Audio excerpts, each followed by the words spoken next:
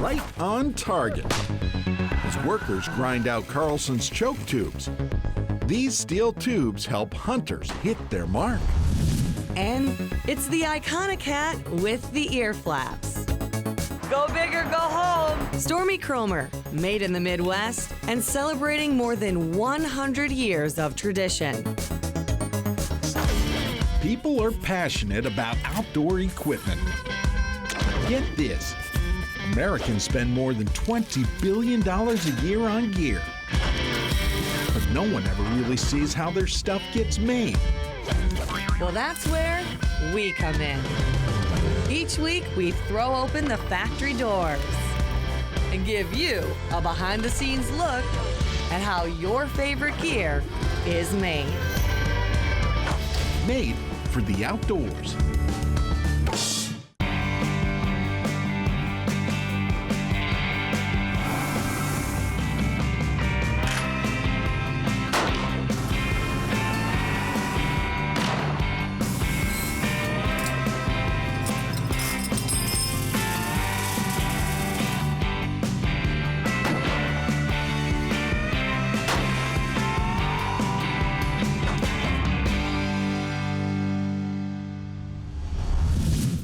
You know, shotgunning is sure a lot of fun, but if you're like me, you can't rely on raw talent.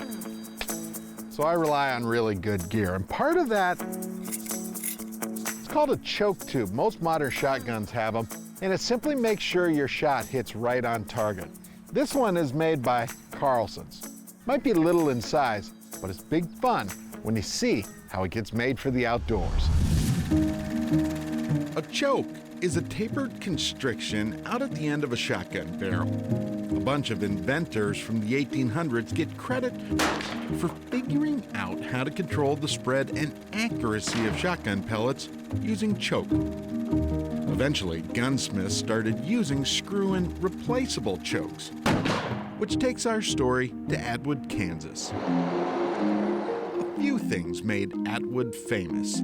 Maybe most notably, the building out on the edge of town. This is Scott. Scott Carlson manufactures choke tubes. Chokes control the shot. They allow shooters to hit the target at all sorts of distances. A wide choke for close shots, a tight choke for longer shots.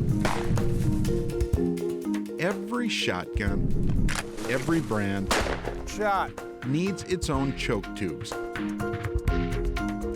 Exactly why back in 1987, gunsmith Scott Carlson got to work. My background being a gunsmith, I just wanted a shotgun that patterned better and started experimenting with extended chokes. Enough tinkering, and Scott came up with Carlson's choke tubes. That was back in 1987. Today, what makes our product different is we make it out of a 17-4 stainless material. It's heat treated in a very hard Rockwell condition, and then we back it up with a lifetime warranty. You know, we manufacture over 3,000 different SKUs of chokes, from open chokes for quail hunting or law enforcement, home defense, to tighter turkey type chokes for all different makes of shotguns.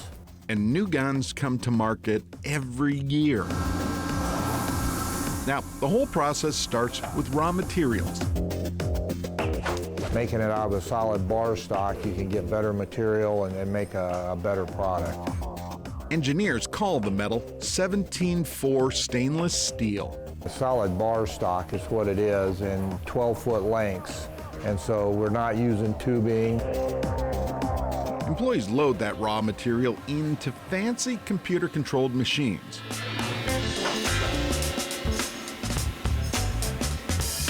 The programmer inputs the information, the size of the choke, the brand, all the exact coordinates. Then,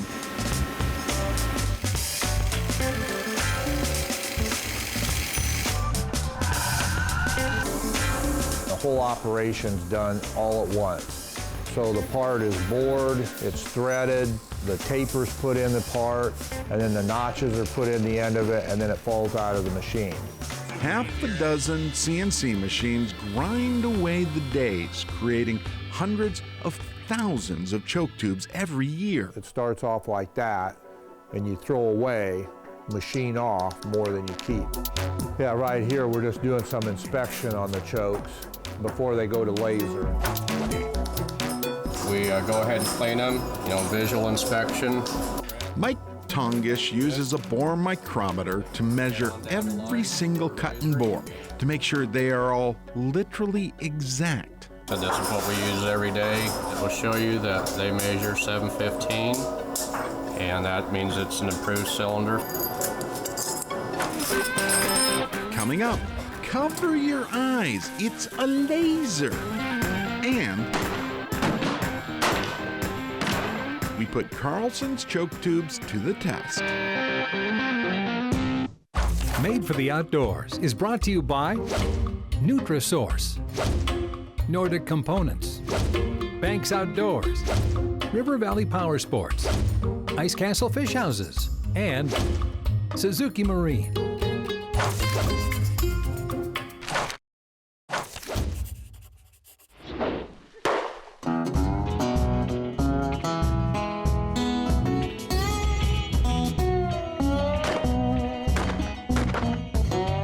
Been 30 of them in there.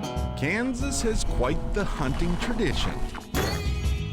One of America's very best pheasant and quail hunting states. Good shot. Local Scott Carlson loves the hunting, and he loves the gear too.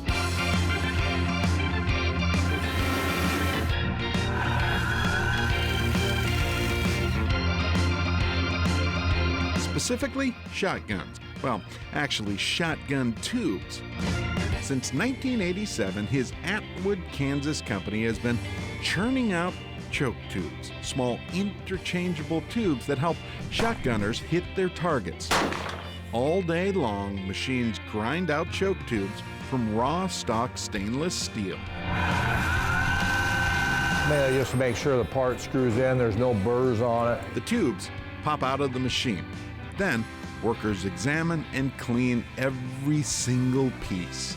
After it's inspected, it goes into a bin and then it goes to laser. Now comes looks. Workers color some tubes black. For shooters, it's a preference thing. Okay, then the next step is our laser process. Joe Graham loads Carlson's laser machine. The laser imprints a company logo and all of the choke info in a flash. Beautiful, ain't They do look pretty, but that's not really the point.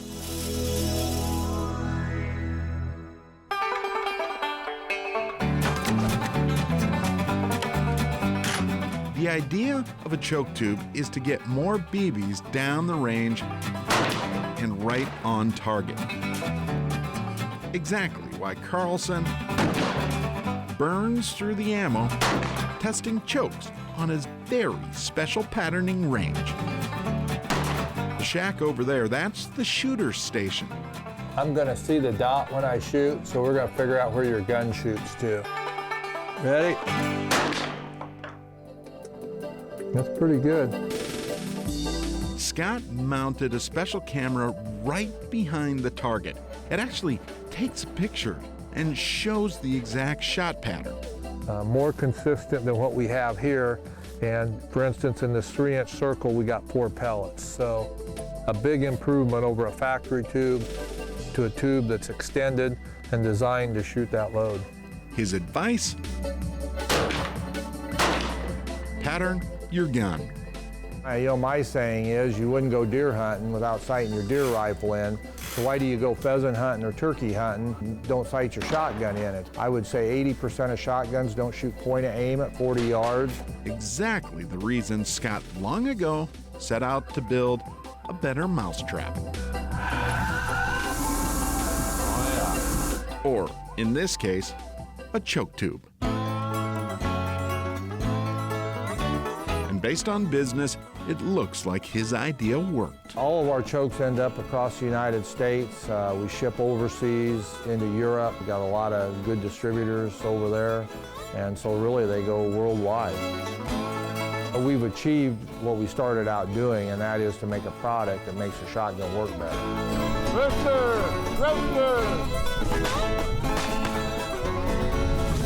And I need all the help I can get. Thanks, Carlsons. Exactly why workers create Carlson's choke tubes, another great tool made for the outdoors. Up next, celebrating more than 100 years of tradition. It's the iconic hat with the ear flaps. You're watching Made for the Outdoors.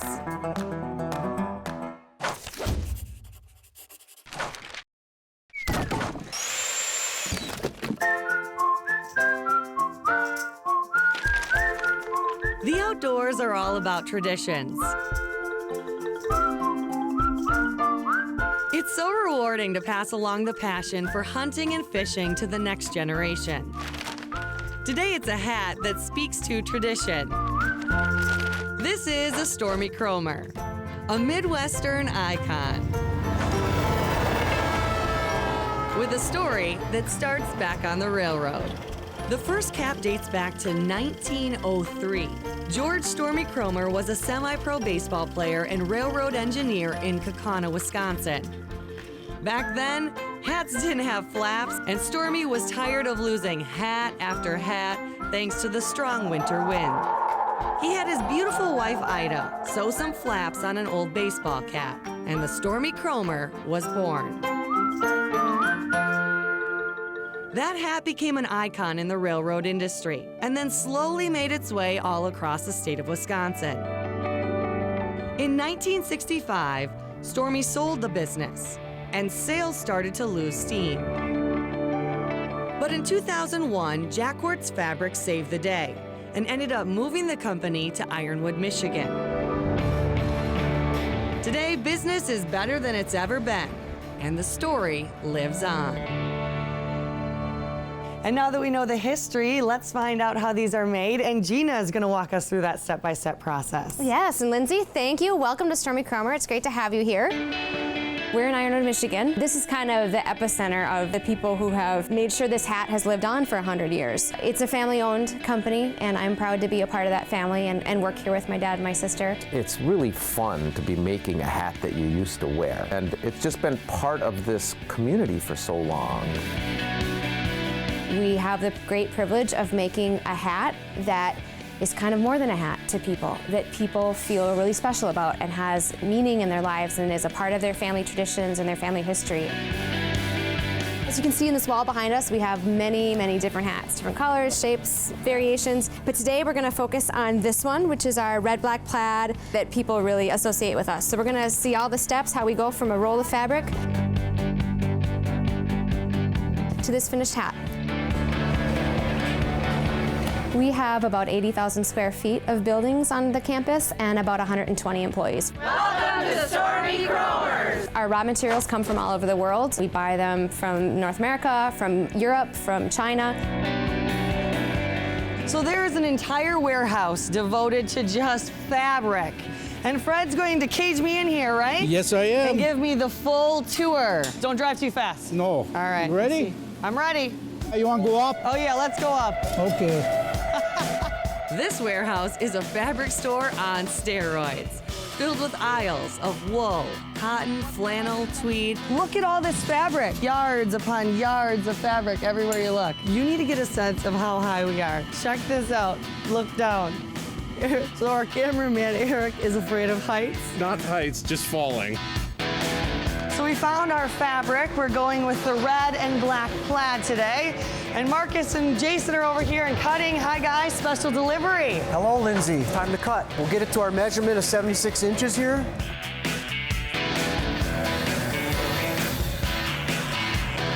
To Most of the wool we use for our hats is 80% wool, 20% nylon. We buy anywhere from 600 to 1,000 yards at a time, and we can get about 7 hats to a yard.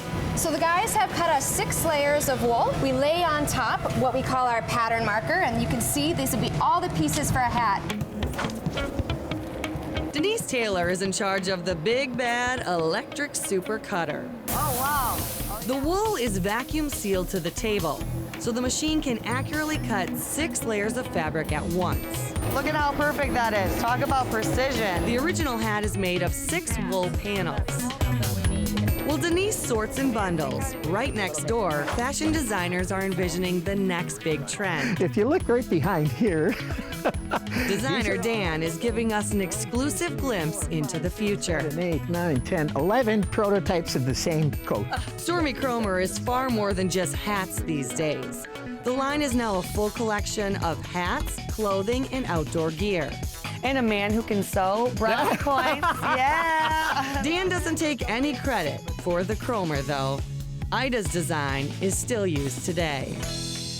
Go. And after a quick break, we're stitching, stopping, and learning the story behind the signature.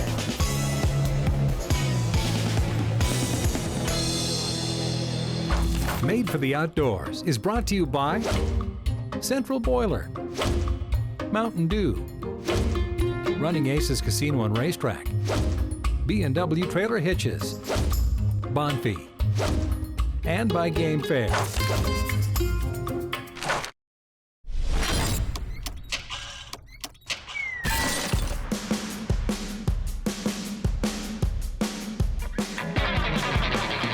Welcome back to Made for the Outdoors and Stormy Kromer in Ironwood, Michigan. So this is where the magic happens. Rows upon rows of sewing machines. Yes, this is our sewing area, and it's really set up like an assembly line. The first step in the assembly process is creating the crown. Keep your fingers back, huh? Jody makes this look easy. However, there is no room for error. One slight shift can change the entire size of the hat. We're not a small, medium, large kind of situation. So you're gonna wanna measure around your head with like a soft tape measure. Then you take that number and you divide it by pi, 3.14, and that will come out to your hat size. Now I take the liner. The wool fabric never actually touches your head. And that's thanks to Melissa. She sews the black flannel cotton lining. So those two pieces together. The women that work for us are amazing sewers. They're fast, they're efficient. So speed has definitely improved since Stormy and Ida's time. And then there's Lynn. So you're gonna teach me a little trick of the trade, and what's that? The eyelet machine. She is styling in her Stormy and inserting the eyelets into the ear bands. And what I do is then take the plunger and plunge it down. Lynn's over here stomping to her own beat. Just cue the music.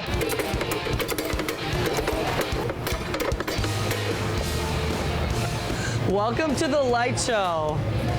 Josie has a pretty cool job here. She gets to play with lasers all day. That's right. And we use this laser to line up the bands. Oh, I should probably, did you see that?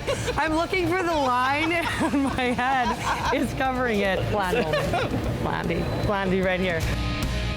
Once the hoops are in place, one done. Letter by letter, the signature is stitched.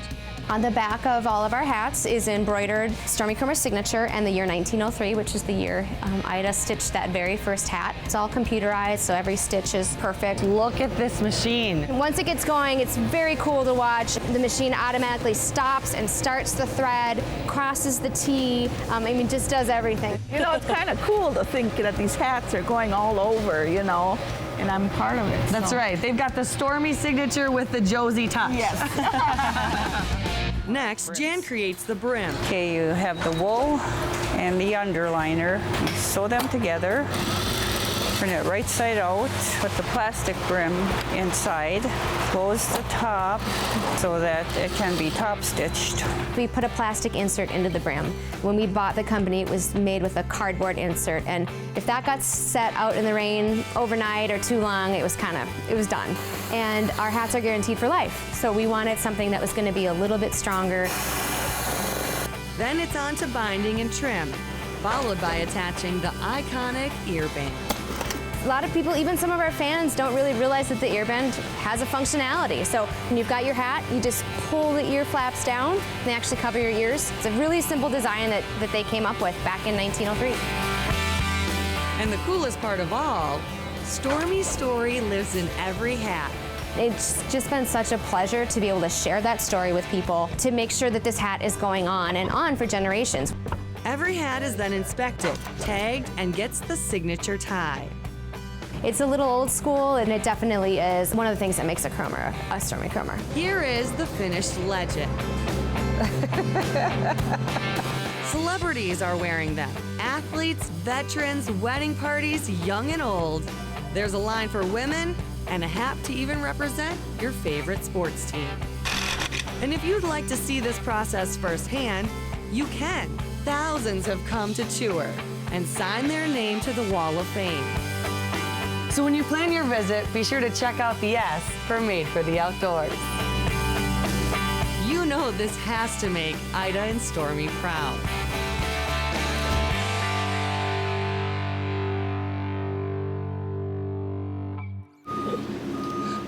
Backing up. Back it up, Fred. Back it up. Yeah, Fred. Let me do that. Nope. Big enough hat? Big enough hat. Go big or go home.